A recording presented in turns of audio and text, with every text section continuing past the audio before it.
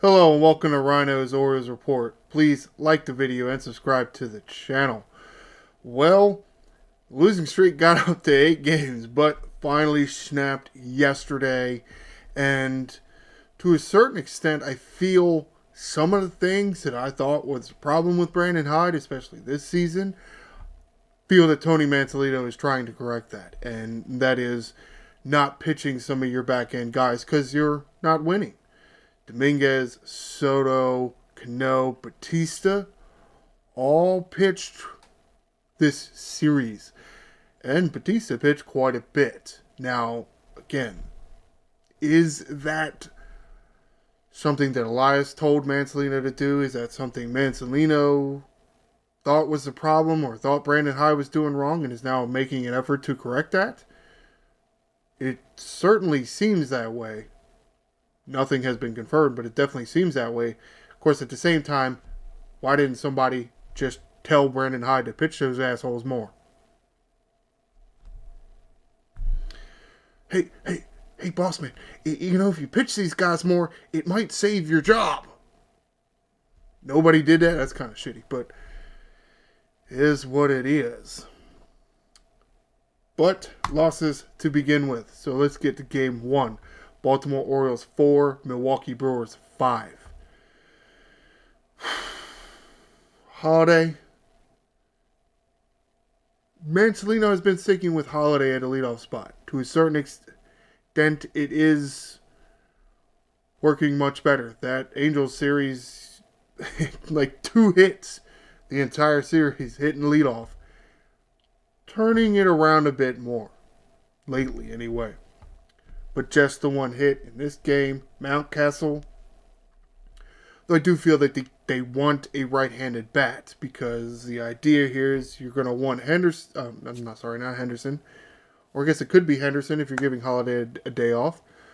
Or Holiday leading off. If Mullins gets going again, maybe it'll be Mullins again. But it will most likely be a left-handed hitter, and therefore you probably want a right-handed hitter hitting after because Gunnar Henderson is going to be your 3 spot if he's not in the leadoff. So trying to get somebody, a right-handed somebody, used to hitting second.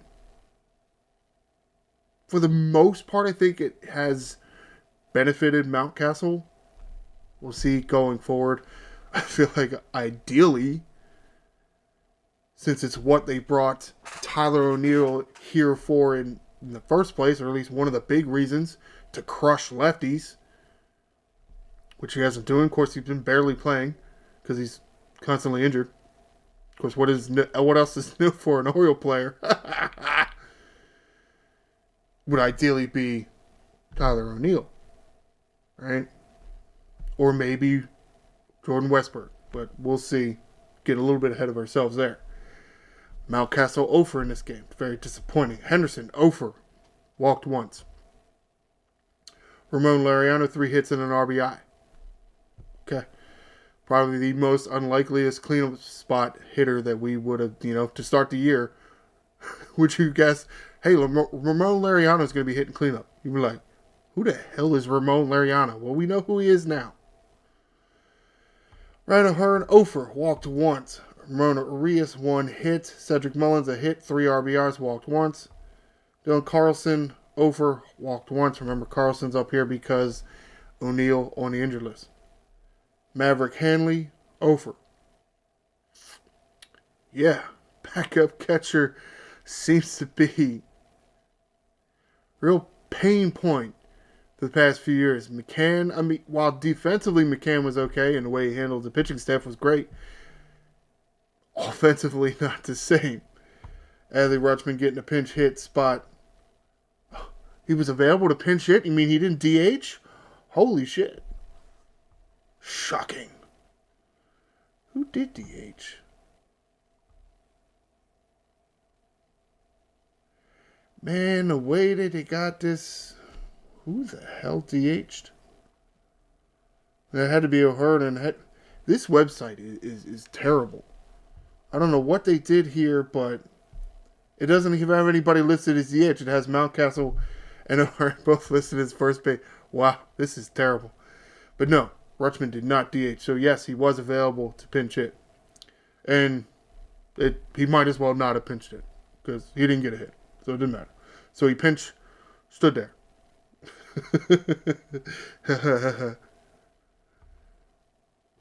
And then here we go with the extra base at 30. Ramon Arias doesn't have 30 doubles on the season. Maybe in his career, even that seems low. That's weird. I don't know what that is about. Arias had a double, Mullins, and Laureano with home runs. Mullins with a stolen base. Carlson also caught stealing. Dean Kramer getting the start in this game. Too bad of an outing, I guess. 5 1/3 innings pitch gives up 9 hits, 4 runs, 2 walks, 6 strikeouts. Yeah, not great. And again, with this website, this is not the order these guys came in at. Whatever. Go here to the play-by-play. 6th inning here. Dean Kramer starts off the 6th inning, of course, giving the guy a triple, which is awesome. Of course.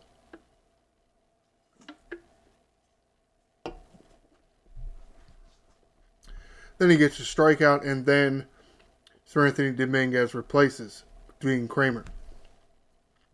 And of course, he proceeds to walk the first guy. Gee, thanks. But he gets out of it. Gets a strikeout, and then of course he walks the next guy. So now with the bases loaded, well, at least nobody's scored yet, right? Gets the ground out. However, still kind of doing something Brandon Hyde does, but because it kind of probably should taking Kramer out instead of, throwing Dominguez in there with a man on third. Dominguez does need to get work in because he just isn't getting that much work. And I know everybody's going to say, oh, well, he hasn't been pitching that great. Yeah, he also hasn't been getting that much work either. So one of them is probably affecting the other. If not, they both are affecting it simultaneously. However, Sir Anthony Dominguez is replaced by Gregory Soto. Gets yellows on the ground out, then gives up a double, but then fly out and fly out. All right. Trying to give the offense a chance to come back, and you can see right here in the 7th inning, bam, 3 runs. It's Mullins' 3-run home run. Then here comes the 8th in a tie game. You go to your guy, your best setup guy, at least the best one you have on the roster as of this game. We'll see going forward. Yadier Cano gets a fly out, then a ground out. It's like with 2 outs, you got 2 outs. Bam. Quick, fast, and in a hurry. And then you're like, oh, I'm just going to walk this guy, and then I'm going to give a single to this guy. Yeah, questioning the decisions here. Of course, as we always do, you give up the walk, guy steals second, and then William Contreras gets a hit. Well, William Contreras, yeah, he likes Oriole pitching. He really likes him. It doesn't matter who it is. Maybe he likes the color orange. It's his favorite color because he hit the shit out of this ball.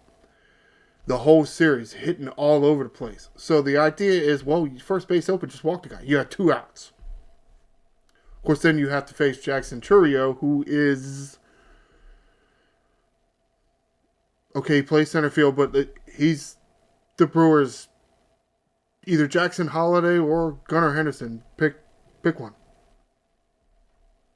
He's a talented guy. He didn't have the greatest series, but he's a talented guy. So the thought process was, well, you should have just walked him and pitched to Chourio. Well,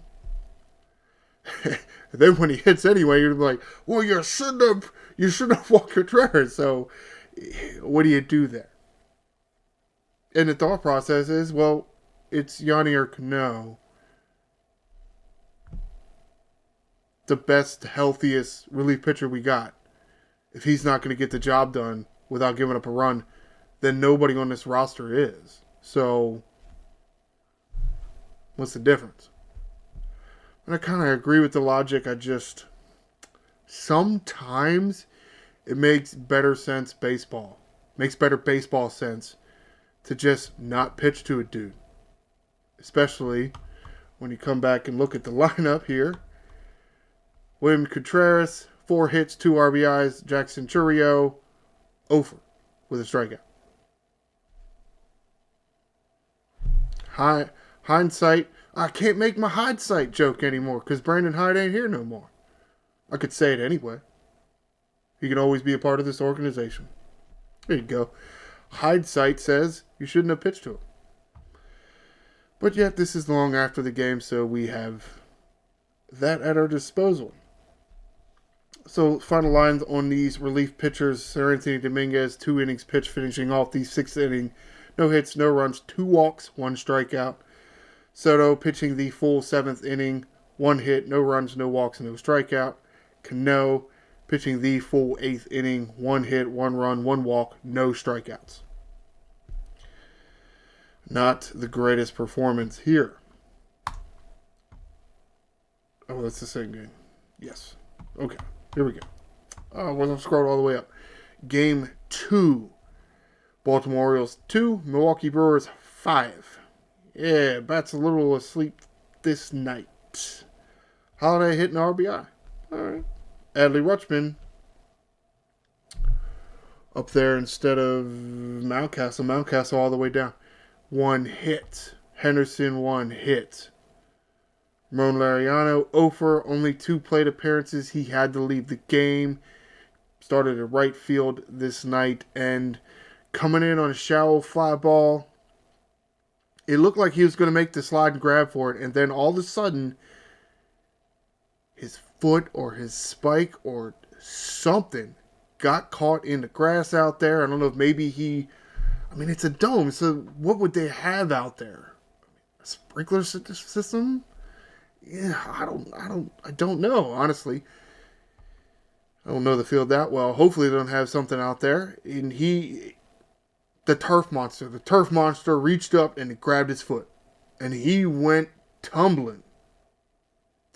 Got his left leg and his left ankle kind of trapped under him a bit. We'll have to see moving forward. Have received some updates and it sounds like it's not a serious injury. How long will he miss? I don't know. At least 1 game because he didn't play the next game. He didn't play, what the hell is today? He didn't play in Wednesday's game. Thursday's game rained out, spoiler alert. So we'll see Friday how he feels. Dylan Carlson coming in to replace Laureano. Hopefully we get to see Carlson a little bit more. It's not that I really want that, but I would kind of like to know what we got in Carlson. Free agent acquisition outfielder, because apparently the farm system is not filled with outfielders like it is with infielders. Okay. What did he get? He got like $750 or something $1,000. So not a whole lot. But still would kind of like to see the guy play. He looks fairly good to me. I mean, he definitely looks like a better outfielder than Heston Kjerstad. Now, supposedly he doesn't have the power of Heston Kjerstad, but Heston Kjerstad doesn't apparently have the power right now that Heston Kjerstad's supposed to have. Carlson 1 hit. O'Hearn DHing. Ofer walked once. Manuel Rivera pinch hitting late. Still got to be doing that shit. Oh, righty-lefty matchup. Well, it obviously didn't work out for you because Emmanuel Rivera struck out. Probably a little bit of atrophy because he's just not playing as much as he was, a week or 2 ago, because Arias is back and healthy now and getting more playing time. Mountcastle with 2 hits. Odd that he's dropped in the lineup, but whatever. Mullins with a hit. Kjerstad over 2 strikeouts. He'll get it going one of these days, you hope anyway.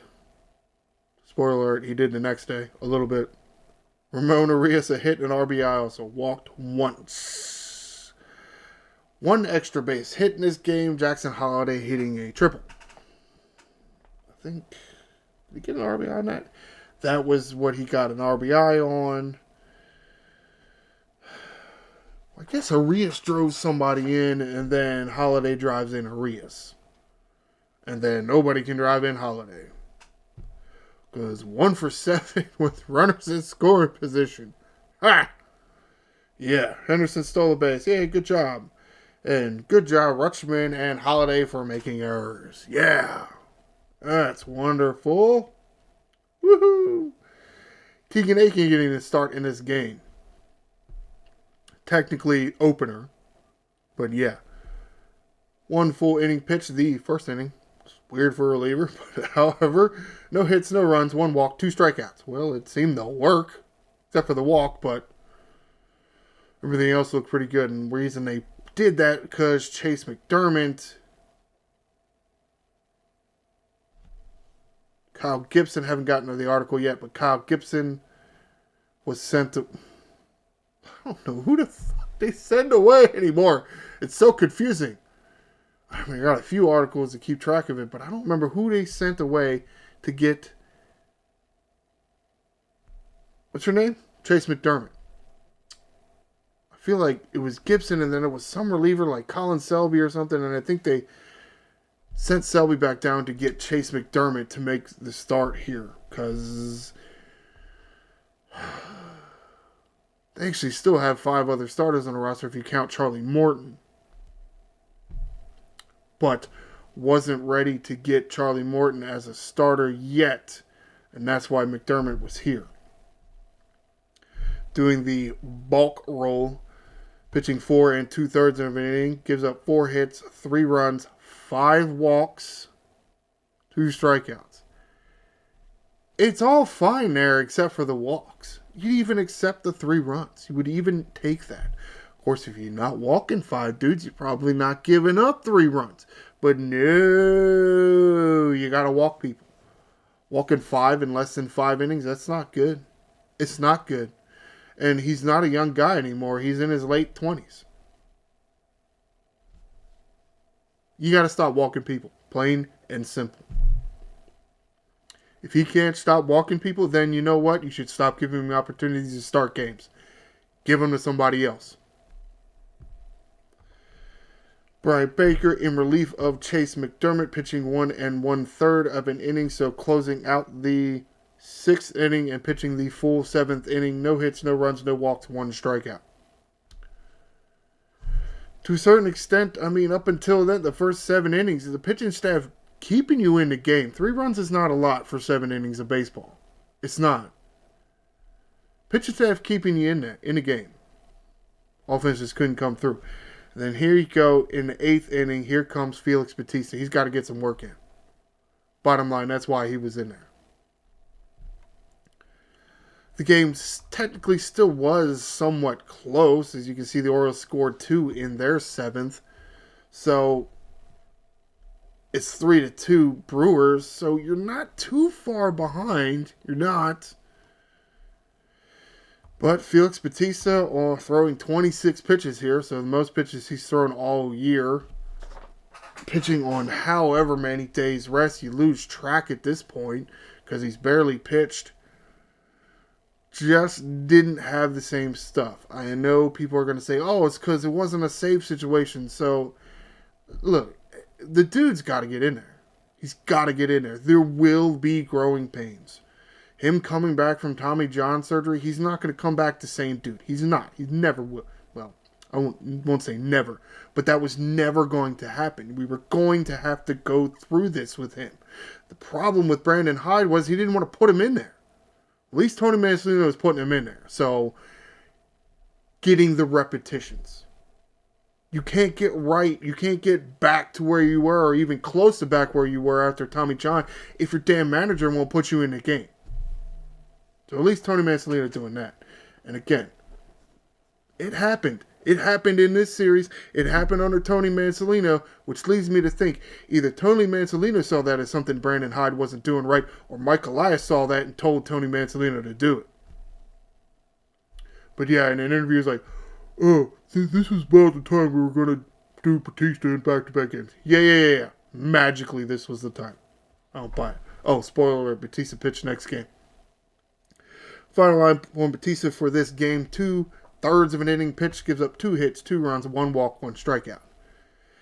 Cionel Perez coming in relief of Bautista, getting the final out in the 8th inning. Of course, not before giving up a hit, of course.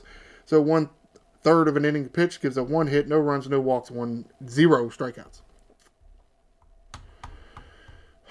Not the greatest game for the Orioles, or their pitching staff, or their offense, but step in the right direction. You got to get Bautista the reps. He'll never get close if he doesn't get the reps. Here you go. Last of this 3-game set took 11 innings. Baltimore Orioles 8, Milwaukee Brewers 4. Yep. Orioles scored 4 in their half of the 11th.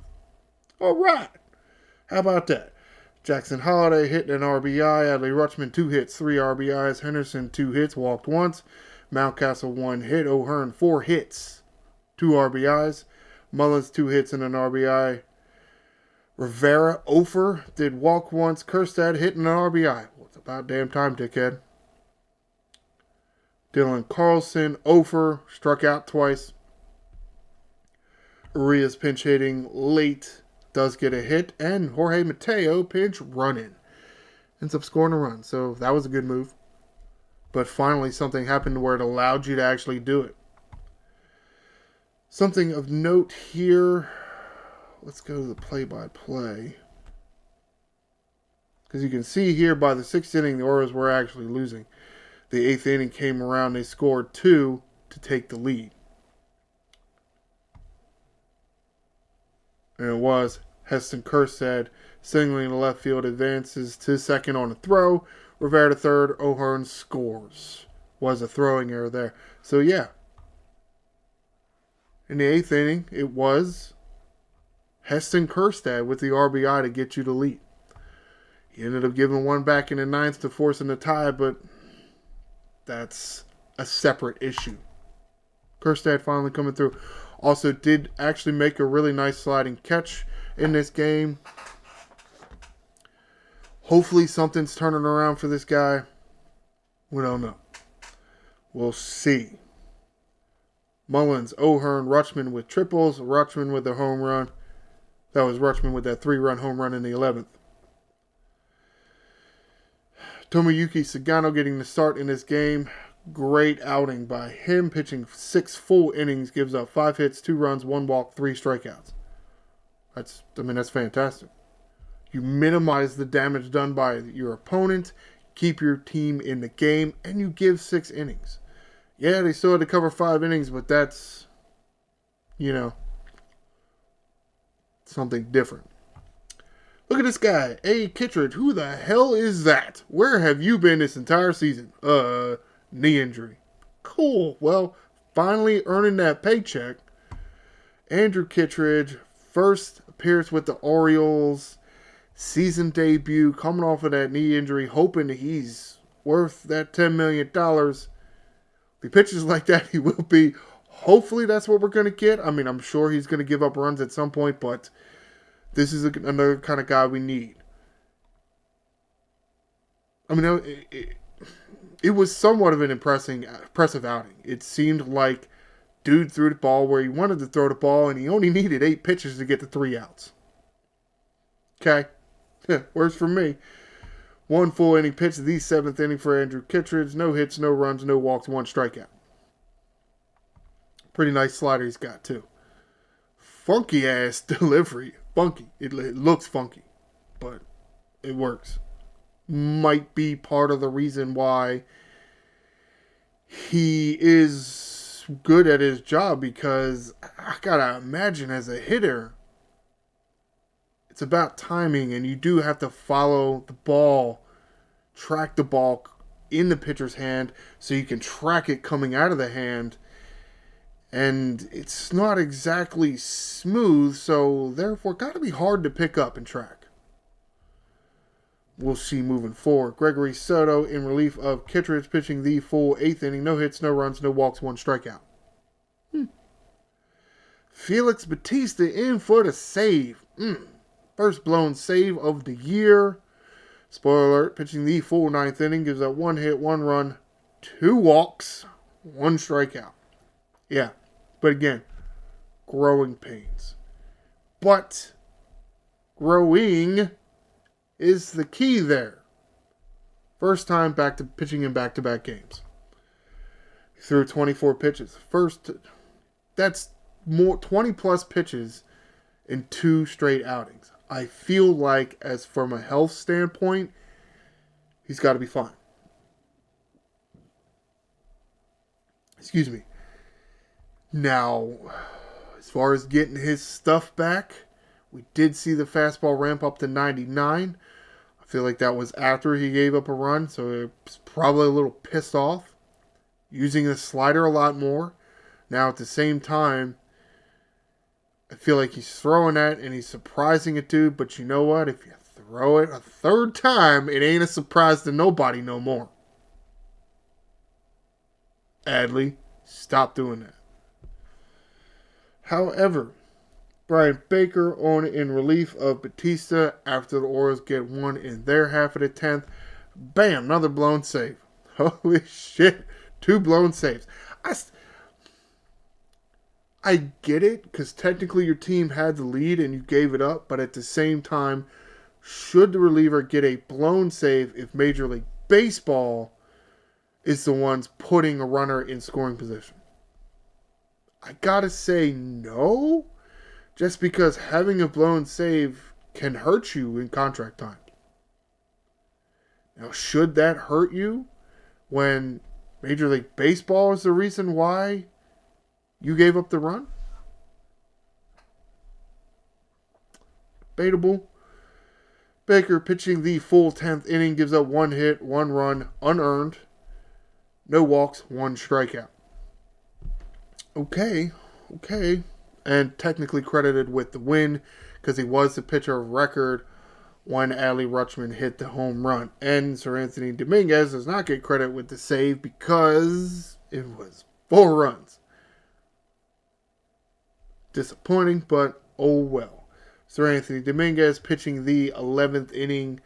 No hits, no runs, no walks, 1 strikeout. Well, other than Bautista, damn near perfect game by the bullpen. Yeah. Baker gave up the run. An unearned run because Major League Baseball put the runner out there. So whose ERA is that on? That's on Major League Baseball's ERA. It shouldn't be on the pitcher's ERA, but however. Get some of these guys more action. I think that's helping them. I think it's helping them. But we'll see moving forward. Let's get to some articles. This article written by Rock Kabatko. Gibson actually ended up getting released. He did clear waivers, but he is released. Now, was that solely Orioles' decision, or was that also Kyle Gibson's decision? Because he doesn't want to go back to the minor leagues? Don't know. Rock does mention here that the door is still open a bit if Kyle Gibson would want to come back and pitch again, at least for this organization. Now, also did mention a new contract, and I'm like, I'm not giving you, I don't know, because the contract he signed is guaranteed, so why would you have to do a new contract? Weird, but okay. However, Major League Baseball, you got some weird-ass rules. Other article here written by Rock Kabatko. Colton Cowser setting up to begin a rehab assignment. Should be with Aberdeen now doing some workouts. But again, the assignment doesn't officially start till Wednesday, or however exactly that works out. He's not going to get into a game and start doing things till Wednesday, at least scheduled for now. Could it happen earlier? I don't know. That would be on the organization. Article here, written by Brendan Mortensen. Kitchard return.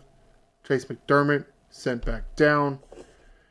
Also giving some updates on Ramon Laureano.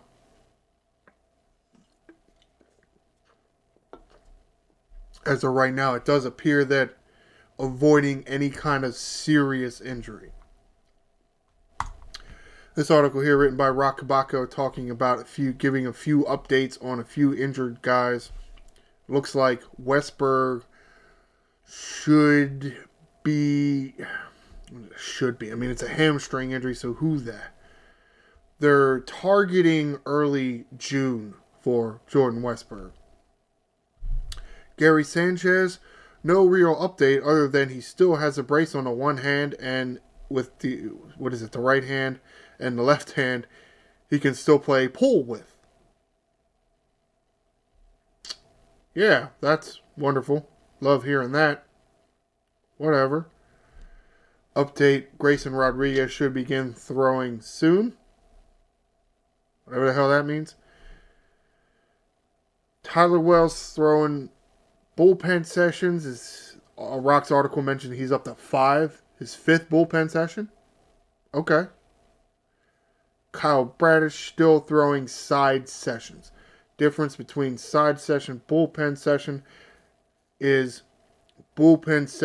more trying to get acclimated to an in-game situation, and where a side session is more just trying to get reacclimated to pitching again.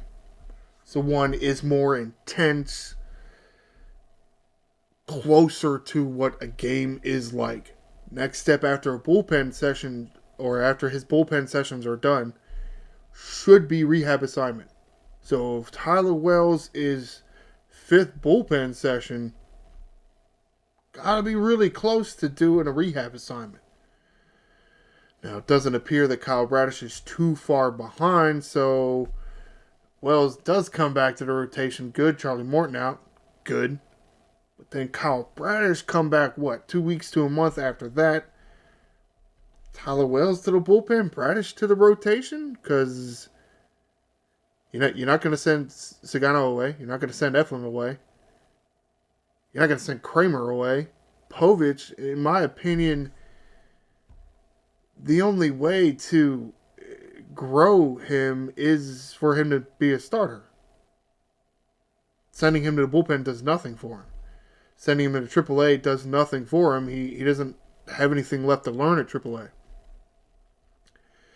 And to a certain extent with Tyler Wells, how many seasons has he not been able to finish with the Baltimore Orioles? He had Tommy John surgery already once with us. It was either his Rule 5 year or the year after his Rule 5. I think it was his Rule 5 year. But that was, what was that, 18, 19? I mean, that's many years ago. Now, been that long? Holy shit. Weird. This is Elias's, 7th season here? Holy shit. Wow. 8th season. 18, 19, 20, 21, 22, 23. Yeah, 8th season here? Assuming it was 18. It's like, wow, that's been a while. And so, and then there was another year where he had to get shut down because some kind of shoulder or arm fatigue, inflammation, something. And then there was last year where he had to have the surgery. So, at least 3 years that he's been with this organization, he hasn't been able to pitch a full year. Does that sound like somebody that has an arm capable of starting? No, it doesn't.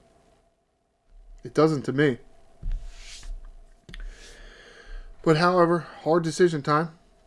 I say you throw him in a bullpen. I think he's done that for this organization and done it fairly well from what I remember. I feel like he can be somewhat of a very imposing presence on the mound. So I feel like that's what's at least best suited for this organization. For Tyler Wells, I don't know. But that is a month down the road. Doesn't do that much good to us, but it's sometimes fun. All right, let's get to the schedule and get the hell out of here. Today's game, Thursday's game, already postponed up in Boston. Raining a lot. They don't have a dome. Milwaukee, they had a dome. Already scheduled for a doubleheader tomorrow. So, 2 games Friday. First game scheduled 1:35. Second game scheduled 7:10. Saturday's game scheduled 4:10. Sunday's game scheduled 1:35. 4 games set. And no off day Monday. They're coming home and they'll face the Cardinals. So while that will do it for this edition of Ryno's Orioles Report, please stay tuned for Monday. Ooh, early. I gotta get in there and get the video done. Oh, it's Memorial Day, isn't it? Okay. Please stay tuned for Monday, and I will discuss the series between the Baltimore Orioles and the Boston Red Sox. Please like the video and subscribe to the channel. I am the Angry Rhino, and this is Birdland.